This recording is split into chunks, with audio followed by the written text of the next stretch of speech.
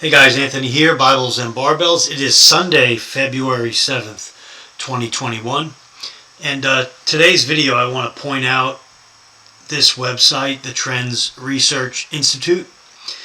Gerald Celente is the founder of this magazine that comes electronically once a week. You need to subscribe to it.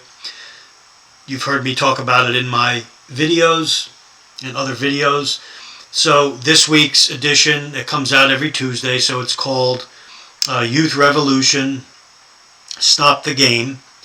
And I just wanted to show you quickly that what it consists of. So you got trends on the U.S. economic front, and so each one of these is, an article that you can click on, so U.S. markets overview, you could go to it, you click on it, and then it has an article or a story, and then you go back to the back to the main page here, and you could do that for each one of these. You could read them, do your research. So there's trends on the global economic front. So these groups of articles have to do with global stories. Then usually Gregory Mannarino, he writes a lot, usually weekly, and he'll put an article regarding the market, the stock market, what have you. Then Bradley Steiner, who just recently passed away a few months ago, they also include an article on prepping or survival or self-defense that Bradley Steiner writes or he sponsored. So that's in there. This week it's called Embrace Simplicity. Then trends in technocracy, special report on GameStop, trends on the COVID war front. So these articles here, one of which, no, we're going to look at the next batch. But there's, trends on the global front, COVID war front. So there's articles on that. And then trends in the vaccine rollout, which we're going to look at one today. We're going to look at this one briefly. I just want to show you, we're going to look at some of the stats, the side effects, and the deaths related to the various vaccines that are out there. And then geopolitics. He's got Trends I View this week, of the art of trends, trends in high-tech science. So you see what you get here. You get a lot of articles on varying topics, and even in the same topic field you got several different classes of articles, so you could really get a good overview on what's going on, what's trending around the world. And so if you go to the vaccine rollout, so we want to look at the stats, so we'll click on that picture and we'll roll down to so this was written February 2nd. So they're talking about the stats of the vaccine. What is it doing? Is it doing damage? How many people have died in relationship to that? How many doses have been given? So you see here more than 90.8 million shots have been administered worldwide. The U.S. has administered 28.9 million doses, 1.3 million of those per day over the last week. 8.8 doses have been administered for every 100 people in the U.S. thus far. 59% of the shots delivered to states have been administered. 5.02 million people in the U.S. have completed the 2 doses vaccine regimen, and it goes through the states with the highest doses. You see there the Dakotas, Maine, Alaska, New Mexico, West Virginia. The states with the lowest, you got Nevada, Ohio, Alabama, with the lowest rates given. Globally, Israel continues to outpace other countries. Okay. United Arab Emirates and the United Kingdom have also seen high rates of vaccinations in their populations. So, vaccine update, injuries and deaths. So that's one of the things I'm looking at each week. I'm going to try to take a look at that because I'm interested in seeing what the effects of this, both on the short term and the long term. So each week we have been reporting, it says, on the health implications of Operation Warp Speed, from former President Donald Trump's deal with Big Pharma, to rapidly accelerate the development, manufacturing, and distribution of COVID-19 vaccines. So there is on the CDC website, there is a link to the Vaccine Adverse Event Reporting System, or VAERS. It was established in 1990, and it's where you go on, and if you had somebody, whether it's yourself or somebody you know that had recently received the vaccine, had an adverse side effect, you go on, or even died, whatever, you go on and you fill out this form, and they post it on that Vaccine Adverse Event Reporting System. So I'll put the link to that in the description box, and you could go see how many reports are on there. And there's not nearly as many. What's on there is not truly what's reflected in the whole United States. So, and again, they have the data broken down.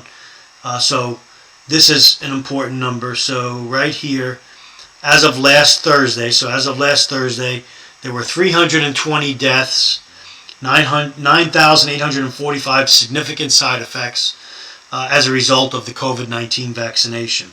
The data was broken down into age groups of those who died. Over 50% of those people were 75 or older. About 13% were 65 to 75.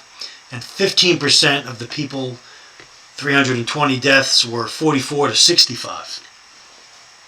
Of those injured, the frequency and age group were quite different.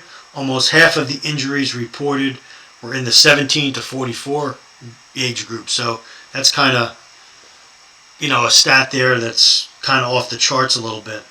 So most of the injured are 17 years old to 44 years old. So keep that in mind as you track this, this vaccine. VAERS shows that in the U.S. people have reported 96 life-threatening events following the vaccinations, as well as 24 permanent disabilities, 225 hospitalizations, 1,388 emergency room visits. As of January 15th, some 10.5 million Americans have received at least one COVID vaccination. So it goes on here to talk about severe allergic reactions are much worse than the flu.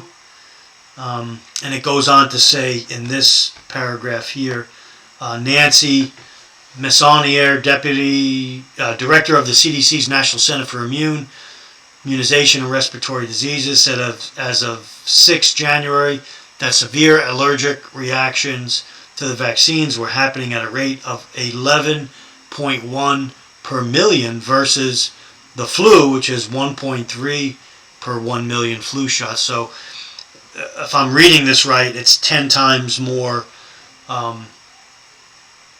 adverse or severe allergic reactions to the COVID shots. So then it goes on to talk about anaphylaxis cases. CDC recommends down here that all sites where vaccinations take place, that they should be prepared quickly to handle anaphylaxis cases, and suggest anyone getting vaccinated be monitored for at least 15 minutes. And there are people that get monitored for the requisite amount of time and then go home and then end up back in the emergency room or having some kind of reaction. They stated in Science magazine on January 1, severe allergy-like reactions in people who received the COVID-19 vaccine produced by Pfizer and BioNTech in December may be due to a compound in the packaging of the messenger RNA, that's that mRNA they talk about, that forms the vaccine's main ingredient, scientists say. A similar mRNA vaccine developed by Moderna also contains the compound, polyethylene glycol, or PEG for short.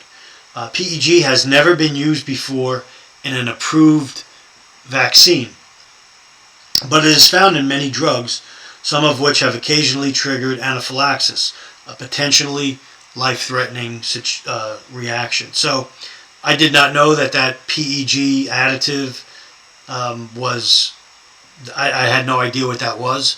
So that's of particular concern, I guess, in these shots. So the trends, and you'll see when you read their reports, they usually chime in red. So as noted in last week's Trends Journal, this is them speaking, when we reported on the death of baseball legend Hank Aaron, who died some 2 weeks after receiving a COVID vaccine, those who believed his death was vaccine related were demeaned by the mainstream media. So if you look back and you remember, whenever somebody died, they deemed it COVID, whether they had COVID or whether that was the cause of death. They could have had COVID and died of a heart attack, died of cancer, old age, etc. But the death was logged as a COVID death. Many think to get the numbers up. The opposite happens with the vaccine. People that take the vaccine and die a short time later, they're not attributing it to the vaccine. They're attributing it to, they were older, they had, other problems, and they died, whatever. So following Hank Aaron's death, it says here, a number of conspiracy theorists and anti-vaxxers shared the Braves legend's death as warning about perceived dangers of the COVID vaccine. From what I understand, Hank Aaron was in really good health. He had something wrong with his hip or some kind of surgery. That's why he was in a wheelchair. But if you saw the pictures of the guy was a beast. 78 years old, whatever he was. So, again, did he die? He just got the vax. 2 weeks later, he dies. A little bit sketchy there in my estimation. But again, you'll be vilified and demonized on the media or by the media if you purport that, or if you report or give your opinion on what you think happened. So the Trends forecast says here, we maintain our forecast that major anti-vax, anti-tax, anti-immigration, anti-establishment political movements will emerge in nations across the globe. And I think we're seeing that play out in our country particularly, but around the globe you're going to see that as the Great Reset moves forward. Then it talks about here in Orange County, I think California, an X-ray technician, 60 years old. He died shortly after taking the vaccination. And again, there's a lot of cases out there. This is just, bringing to light a few things. The White House Task Force asked CDC to study vaccine-related deaths, so of course they're studying. The CDC is going to study this closer. And it goes on to talk about the system of the VAERS reporting system, which I'll put in the description box of this video. So, one of the things you're allowed to do on the Trends Research site is at the bottom of each article, you could comment, read the comments, whatever. So here's one on this particular story, and it says they are full of shit.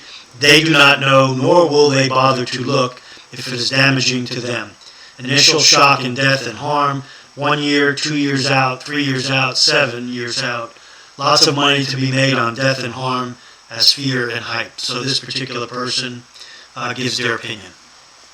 So guys, that's the video I wanted to show you today on the vaccine-related information. And I will continue to track it and put relevant reports on my channel as needed. But take a look at the Trends Journal. Take a look at the links I provide in the description box. And just let me know what you think, guys. Feel free to comment. If you have any sources where you get resources like this, where it totals up and tallies up the adverse effects of this vaccine, please share it with our viewers on the channel. We'd like to see that. So, Anthony signing off. More videos to come. Stay ready, take care, and stay safe.